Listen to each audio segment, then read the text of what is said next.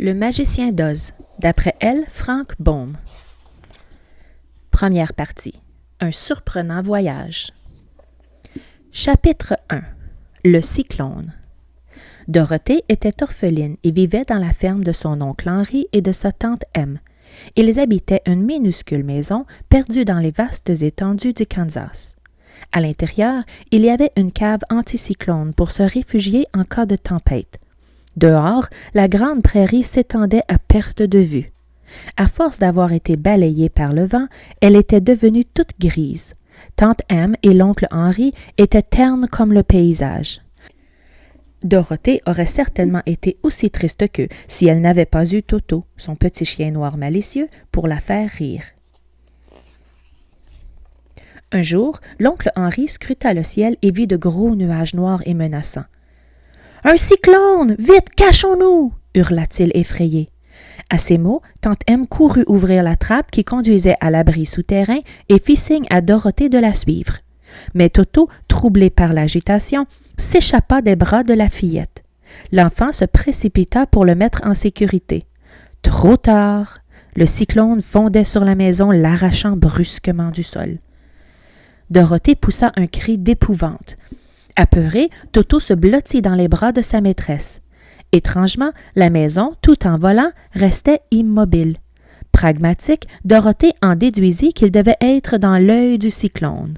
Elle décida de fermer les volets et de se mettre au lit. « Nous verrons bien où cette aventure nous conduira, » dit-elle à Toto avant de tomber dans un profond sommeil. Lorsqu'elle se réveilla, Dorothée ouvrit les fenêtres et n'en crut pas ses yeux. Un singulier spectacle s'offrait à elle. La petite fille se trouvait très loin de la grisaille du Kansas, en plein cœur d'un pays inconnu aux collines verdoyantes. De petits hommes à l'air espiègle et à l'accoutrement étrange la dévisageaient.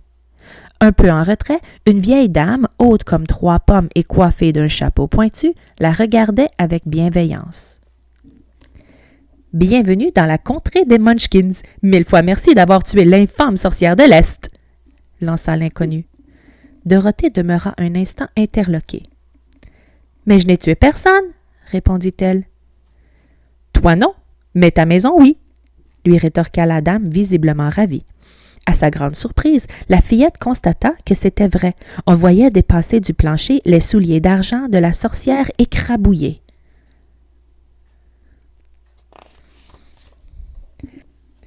Cette malfaisante avait réduit les Munchkins en esclavage. Le mal s'est enfin retourné contre elle, et c'est justice! Exulta la dame qui était la gentille sorcière du Nord. Dorothée lui fit part de son vœu le plus cher, retourner au Kansas. « Chausse ses souliers d'argent et va voir le magicien d'Oz dans la cité d'Émeraude. Il saura te guider dans ta quête, » lui conseilla la bonne dame. Puis, elle lui déposa un baiser talisman sur le front pour la protéger. Après s'être restaurée, Dorothée emplit de provisions un petit panier d'osier. « Un si long voyage nécessite quelques préparatifs, » se dit-elle prévoyante. Puis, l'heure des adieux aux sympathiques Munchkins arriva. La fillette les remercia pour leur chaleureux accueil et il y eut de grandes embrassades. Puis, d'un pas déterminé, Dorothée et Toto s'engagèrent gaiement sur la route pavée de briques jaunes qui menait à la cité d'Émeraude. Chapitre 2. D'étranges compagnons de route. Après plusieurs heures de marche, Dorothée fit halte près d'un champ de maïs. Planté sur un poteau se tenait un épouvantail. « Aurais-tu la bonté de me décrocher ?» lui demanda-t-il. « J'en ai assez d'être ici. » Dorothée était surprise. « Dans ce monde, il est sans doute naturel que les épouvantails parlent, » se dit-elle. Elle s'empressa d'aller libérer l'homme de paille. « Mon grand malheur est de ne pas avoir de cerveau, » lui confia l'épouvantail. « Allons ensemble demander audience au magicien d'Oz. Peut-être pourra-t-il t'aider, » proposa la fillette.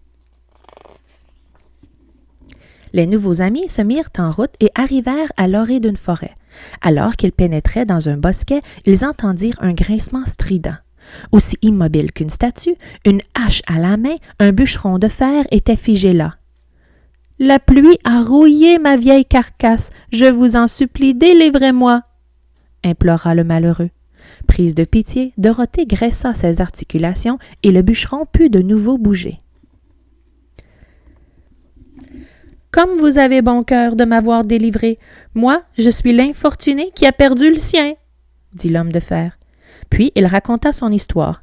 La cruelle sorcière de l'Est lui avait jeté un mauvais sort et sa propre hache l'avait taillé en morceaux. Un ferrailleur lui avait alors fabriqué ce corps de métal, mais il n'avait pu lui redonner un cœur.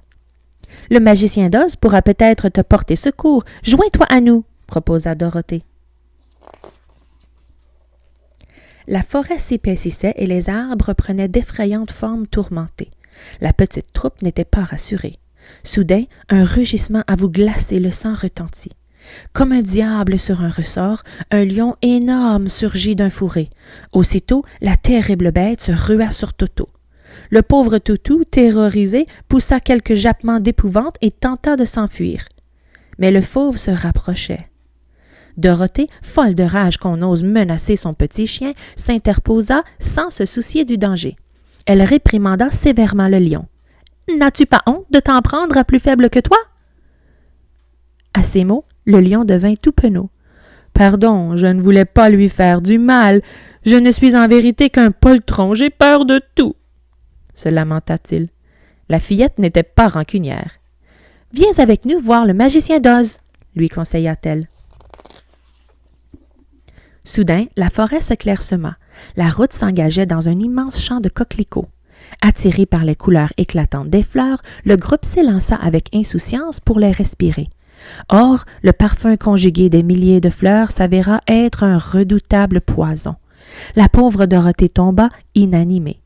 Heureusement immunisée, l'épouvantail et le bûcheron de fer l'éloignèrent au plus vite des plantes vénéneuses. La situation se révéla plus ardue lorsqu'ils trouvèrent le lion évanoui, lui aussi.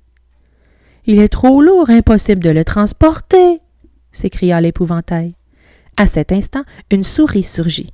Un chat sauvage la poursuivait, visiblement impatient d'en faire son déjeuner. Le bûcheron abattit sa hache sur le perfide félin qui périt sur le coup. « Je suis la reine de ces champs, » déclara la souris. « Laissez-moi vous exprimer ma gratitude. » Aussitôt, des centaines de petites souris apparurent. L'épouvantail leur expliqua la situation. « Si nous unissons nos forces, peut-être pourrons-nous déplacer ce malchanceux, » s'écria-t-il. Le bûcheron s'empressa de construire un chariot auquel fut attelée l'armée de souris. Et voilà le lion tiré d'affaire. Dorothée et lui ne tardèrent pas à se réveiller. Les compagnons firent alors leurs adieux aux aimables souris et reprirent leur route. La route pavée jaune paraissait serpenter sans fin à travers bois et champs. Enfin, après de longues journées de marche, les efforts des 5 amis furent récompensés. Au loin brillait une lueur phosphorescente. Dorothée et les siens redoublèrent d'ardeur et arrivèrent bientôt en vue de la ville. Construite à flanc de colline, entourée par de solides fortifications, la magnifique cité d'émeraude leur faisait face. Chapitre 3. La magnifique cité d'émeraude. Ils atteignirent les portes de la ville. « Halte là !» cria un garde à la barbe verdâtre. Il toisa d'abord du regard l'étrange comité et ses yeux devinrent ronds comme des billes lorsqu'il prit connaissance de leur requête. « Une servante va vous mener jusqu'à notre maître, le grand magicien d'Oz, » leur dit-il. « Mais vous devez impérativement vous protéger les yeux, sinon la lumière de notre cité vous aveuglera. » Aussitôt, une demoiselle aux cheveux verts leur fit signe d'approcher et leur fit mettre des lunettes fixées si solidement qu'ils ne pouvaient les enlever. L'audience avec le magicien d'Oz devait se dérouler individuellement. Prenant son courage à 2 mains, Dorothée pénétra la première dans la salle du trône. Une tête monstrueuse apparut et s'enquit de la raison de sa présence.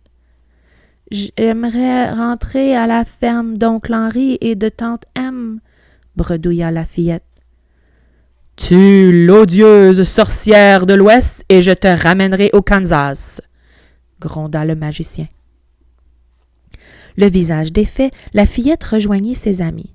C'était au tour de l'épouvantail. Le grand Oz, qui avait le pouvoir de changer l'apparence à l'infini, se présenta cette fois sous les traits d'une séduisante jeune fille. « J'aspire plus que tout à posséder un cerveau, » dit l'homme de paille. Je réaliserai ton souhait à une seule condition, que le glas sonne pour la sorcière de l'Ouest, lui rétorqua le magicien. Le bûcheron de fer, lui, dès qu'il eut poussé la porte de la salle du trône, se trouva face à une épouvantable bête dotée de 5 bras, 5 jambes et 5 yeux. Son pelage vert et ébouriffé la faisait paraître plus hideuse encore. « Que veux-tu? » hurla le monstre. « Retrouver le cœur que j'ai perdu, » répondit piteusement l'homme de fer. « J'accéderai à ta requête si la sorcière de l'Ouest te rend son dernier soupir, » trancha le magicien. Dépité, le bûcheron céda sa place au lion. Oz apparut cette fois-ci sous la forme d'une boule de feu en fusion. Distrait par l'impressionnante vision, le lion eut les moustaches roussies par les flammes. Effrayé, il confia au sorcier son manque de courage. « Tu redeviendras brave, je te le promets, lorsque toi et tes amis serez venus à bout de mon affreuse ennemie, la sorcière de l'Ouest, » répéta le magicien implacable. Tuer une magicienne malfaisante était une décision terrible, mais juste. La petite troupe reprit donc sa route. Mais la sorcière de l'Ouest avait la vue perçante. De très loin, elle vit les intrus arriver sur son territoire. Elle fit venir de maléfiques créatures soumises à sa sorcellerie. « Corbeaux, loups, mécréants, faites couler le sang de ces imprudents !» invoqua-t-elle d'une voix stridente et vengeresse. L'assaut était lancé. Bientôt, une nuée de corbeaux noirs s'abattit sur Dorothée et les siens. Heureusement, les oiseaux furent vaillamment repoussés par l'épouvantail. Sans attendre, la sorcière lança sur les 5 amis une meute de loups aux crocs acérés. Jouant de sa hache avec jubilation, le bûcheron les décima. Enfin, l'armée d'esclaves de la sorcière surgit. Au premier rugissement du lion, la bande, effrayée, battit vite en retraite.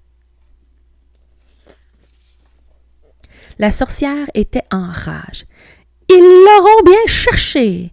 Grâce à son bonnet d'or magique, elle fit venir les singes ailés. Aussitôt, les créatures cruelles et invincibles encerclèrent la fillette et ses compagnons. Cette fois, leur force et leur courage ne leur servirent à rien. Les singes ailés se saisirent d'eux et s'envolèrent.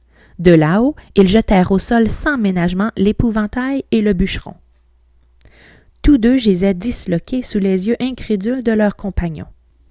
Mais ils les perdirent bientôt de vue, car les singes ailés les emportèrent vers le repaire de la sorcière. À peine eurent-ils touché terre que les singes ligotèrent solidement le lion et le jetèrent dans une cage. Ils ne s'en prirent pas à Dorothée, car le baiser de la sorcière du Nord la protégeait. Ils ne firent pas non plus de mal à Toto, qui s'était réfugié dans les bras de sa maîtresse. La sorcière ordonna à Dorothée. « Tu dois m'obéir en tout, sinon tu finiras comme tes amis, l'épouvantail et l'homme de fer. » La pauvre Dorothée devint donc l'esclave de la mégère.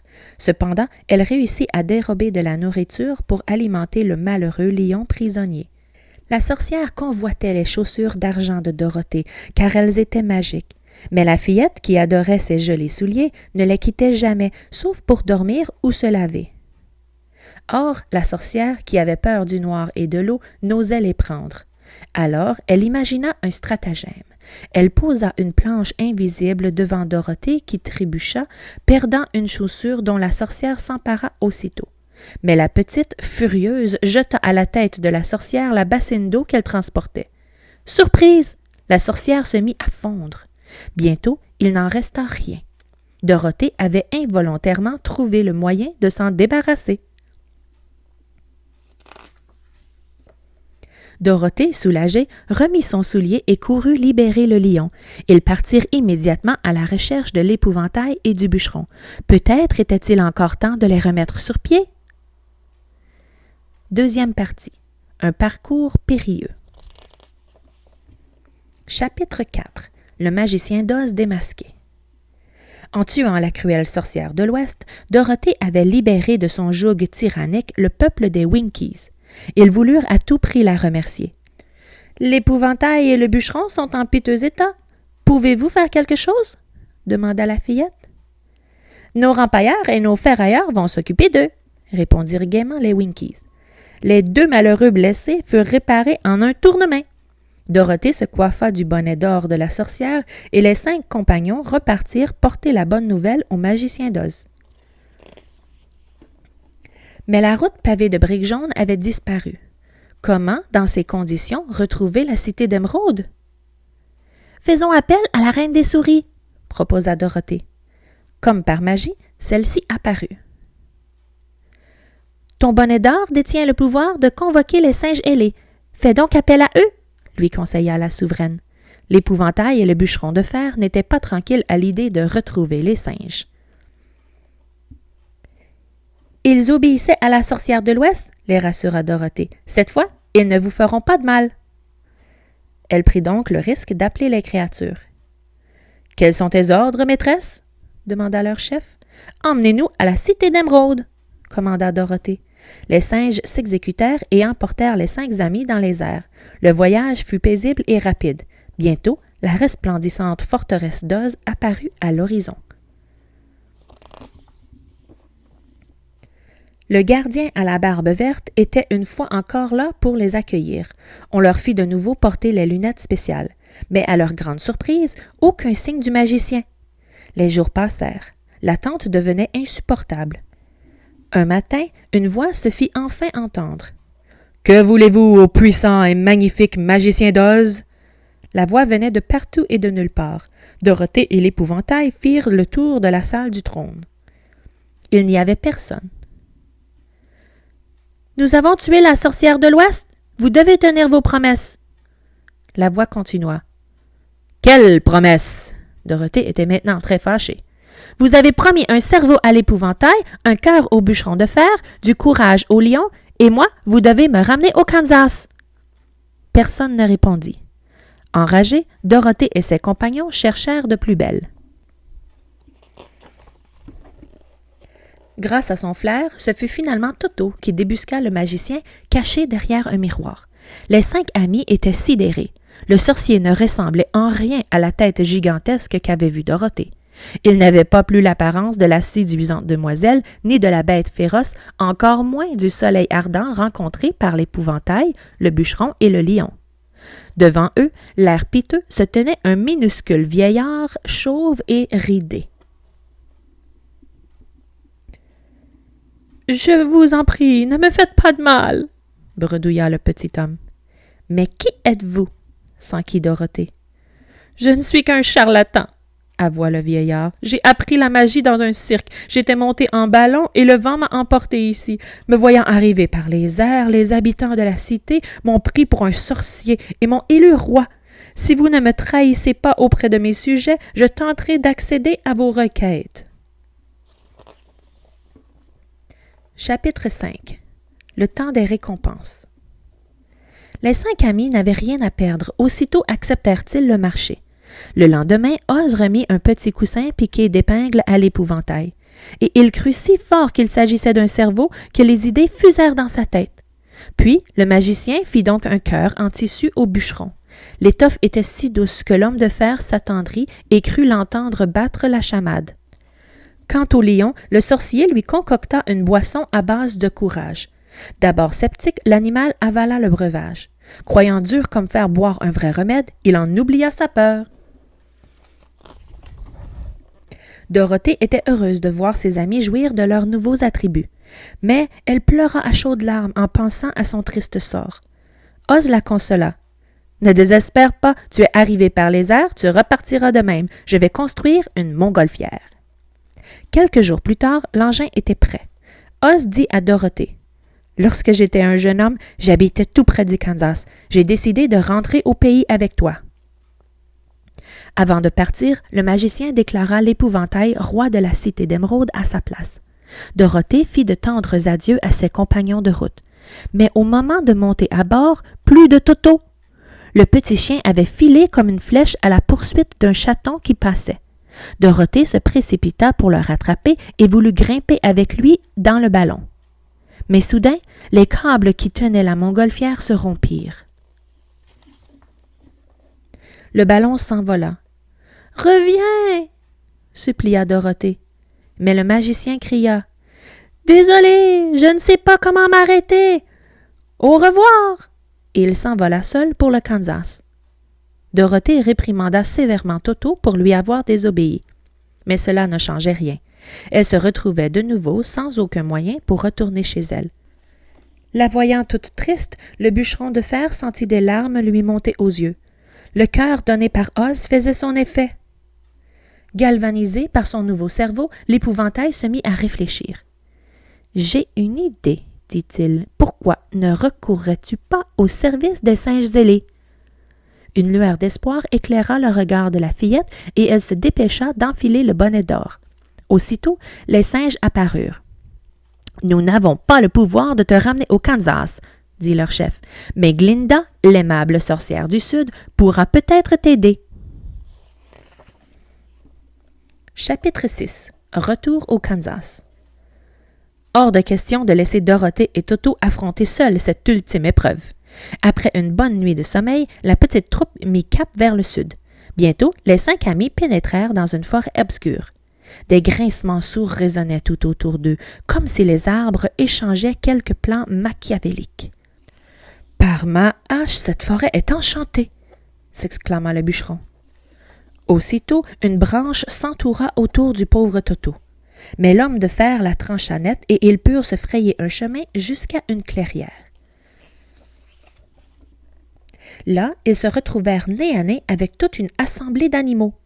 Fort de sa nouvelle assurance, le lion vint leur demander quelle était la raison de leur comité.